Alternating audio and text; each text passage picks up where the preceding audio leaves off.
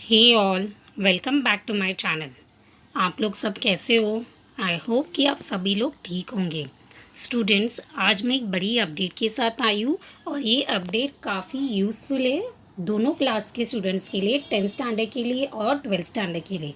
Specially जो आज की अपडेट है वो महाराष्ट्र स्टेट स्टूडेंट्स के लिए काफ़ी यूज़फुल है और आप वीडियो को अंत तक देखिए जिससे कंप्लीट इन्फॉर्मेशन आपको मिल पाए। सो स्टूडेंट्स, उससे पहले अगर आप मेरे चैनल पे पहली बार आए हो तो मेरे चैनल को लाइक शेयर सब्सक्राइब करना ना भूलें। इवन नोटिफिकेशन बेल आइकन को ऑन रखिए ताकि जो भी अपडेट्स होंगे वो आपको पहले मिले। सो आइए शुरू कर दें। देखो स्टूडेंट्स, पहले यहाँ पे दो बड़े अपडेट है, एक तो 10th स्टैंडर्ड के लिए और एक 12th स्टैंडर्ड के लिए। तो पहले अगर हम 12th स्टैंडर्ड का बात करेंगे तो क्लियरली मेंशन किया है स्टूडेंट्स कि clamour for alternative assessment for HSC exam grows, Maharashtra में take a call after national boards. तो यहाँ पे हमें ये समझ में आता है कि अल्टरनेट असेसमेंट ये एक ऑप्शन है जो HSC एग्ज़ाम के लिए बहुत ज़्यादा ग्रो हो रहा है, डिमांड में आ रहा है। उसी के साथ महाराष्ट्र ने ऐसा कहा है कि वो कॉल अप लेगा आफ्टर नेशनल बोर्ड। मतलब जो नेशनल बोर्ड है, जो CBSE बोर्ड है, उनका जो डिसीजन फाइनल होता है उसी के बाद यहाँ पे जो महाराष्ट्र स्टेट बोर्ड है उसका डिसीजन फाइनल किया जाएगा।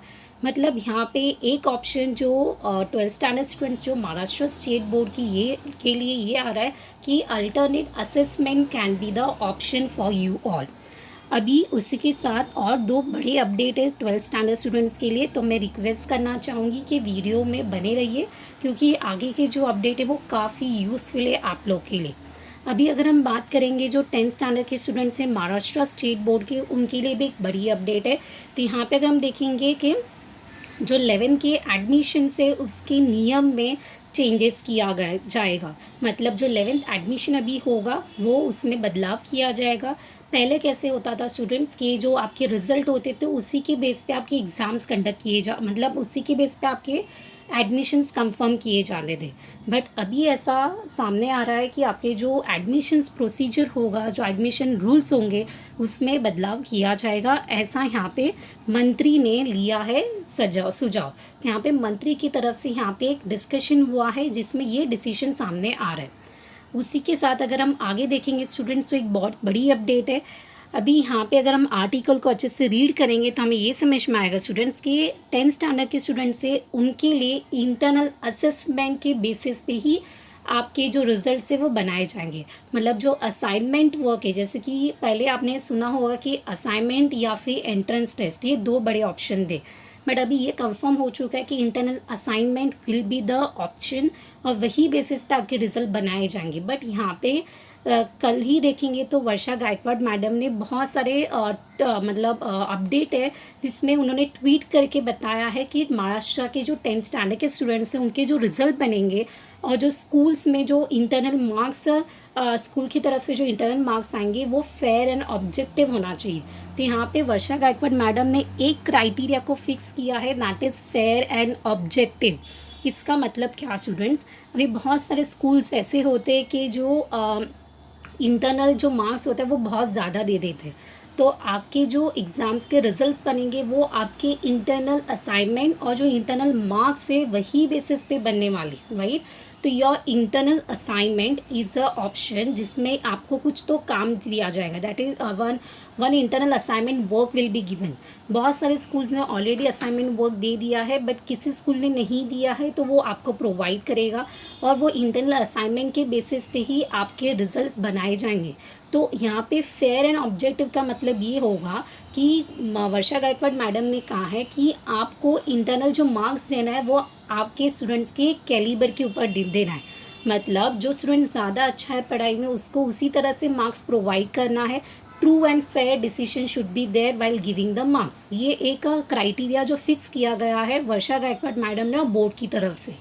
सेकेंड, अगर हम यहाँ पे देखेंगे तो आपका एक फॉर्मेट हो सकता है, जैसे कि हमने देखा था कि CBSE बोर्ड है उन्होंने एक फॉर्मेट सेंड किया है स्कूल्स को, ऑलरेडी उनका काम शुरू हो चुका है। तो यहाँ पे ये जो फॉर्मेट आपको भी भेजा जाएगा, जो बाकी महाराष्ट्र स्टेट बोर्ड है उनको भी एक फॉर्मेट भेजा, मतलब स्कूल्स को फॉर्मेट भेजा जाएगा और उसी तरह से भी आपसे स्कूल असाइनमेंट कलेक्ट कर सकता है, इंटरनल मार्क्स प्रोवाइड कर सकता है।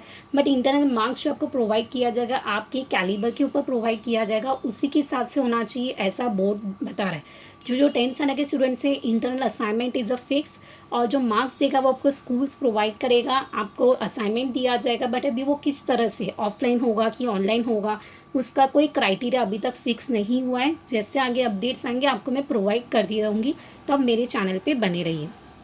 उसी के साथ अगर हम देखेंगे तो 12th स्टैंडर्ड स्टूडेंट्स के लिए एक बड़ी अपडेट आई है स्टूडेंट्स। यहाँ पे 2 अपडेट है 12th स्टैंडर्ड स्टूडेंट्स के लिए। तो पहला यहाँ पे है कि क्या for alternative assessment for HSC exam grow, जैसे कि हमने देखा कि जो HSC एग्ज़ाम है उनके लिए alternative options, alternative assignment work, ये ऑप्शन सामने आ रहे हैं। उसी के साथ यहाँ पे बोर्ड ये कह रहा है कि अगर लास्ट लाइन आप देखोगे तो board could also modify the current exam format. देखो यहाँ पे लिखा है current exam format instead of single day exam for test class 12th। इसके बारे में हम आगे डिटेल में देखेंगे स्टूडेंट्स। देखो फर्स्ट ऑप्शन यहाँ पे होगा, ध्यान से सुनना जो भी 12th स्टैंडर्ड के स्टूडेंट्स हैं, यहाँ पे क्लियरली मेंशन किया है। अगर हम ये लाइन पूरा पढ़ेंगे, while class 10th exam in the state has cancelled the Maharashtra HSC और class 12 exam final exam has postponed till May and. देखो यहाँ पे क्लियरली मेंशन किया है कि पोस्टपोन किया गया है exam till May end final decision will be taken in June.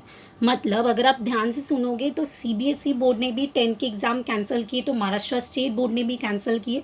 CBSE ने 12 के एग्ज़ाम पोस्टपोन किए, महाराष्ट्र स्टेट बोर्ड ने भी 12 के एग्ज़ाम पोस्टपोन किए। उसी के बाद CBSE बोर्ड ने बोला कि 12 के जो एग्ज़ाम है उसका डिसीजन 1 जून को लिया जाएगा।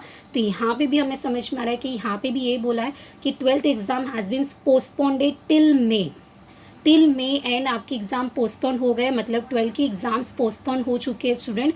मई में भी आपके एग्ज़ाम्स नहीं होने वाले। और सेकेंड थिंग, उसका आपके एग्ज़ाम कब होंगे, किस तरह से होंगे, उसका डिसीजन मई 1 जून को लिया जाएगा। मतलब यहाँ पे महाराष्ट्र स्टेट बोर्ड सिर्फ किसको फॉलो कर रहा है, CBSE बोर्ड को फॉलो करे, यहाँ पे आप समझ रहे हो। सेकेंड अपडेट ये आई है कि instead of holding a single day exam यहाँ पे कंडक्ट किया जाएगा। आपके एग्ज़ाम्स के फॉर्मेट में भी चेंजेस किया जाएगा।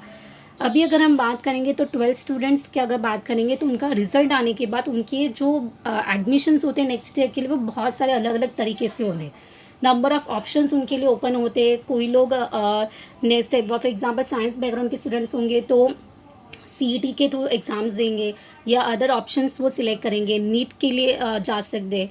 कॉमर्स अगर बैकग्राउंड देखेंगे तो some can offer CA, some can offer CS, या कोई लॉ के लिए जा सकता है या फिर कोई BCom ले सकता है। तो बहुत सारे क्राइटेरिया मतलब स्टार्ट होते हैं। तो उसमें से हम देखेंगे तो यहाँ पे ये कहने को आ रहा है कि सिंगल डे एग्ज़ाम, मतलब आपको एक ही पेपर में एक ही दिन में पेपर ख़त्म करना है, ऐसा बोर्ड कह रहा है। तो कोई ज़्यादा रेस्ट्रिक्शंस नहीं होगा, सिंपल पेपर होगा।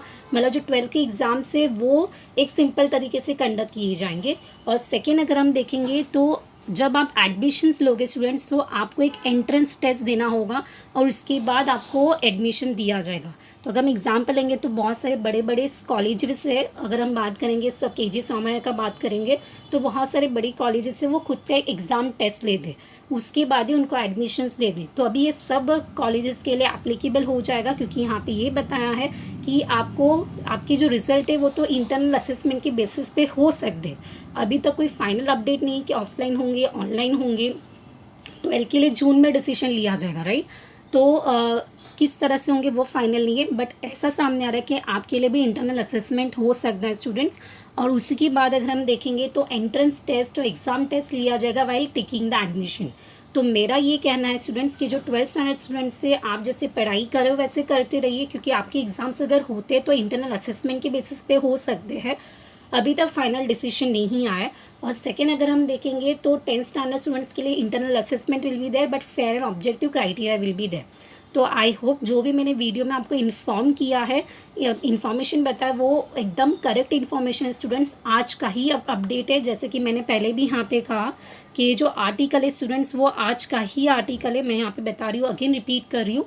तो ये कोई फेक न्यूज़ नहीं है स्टूडेंट्स, आज का ही आर्टिकल है।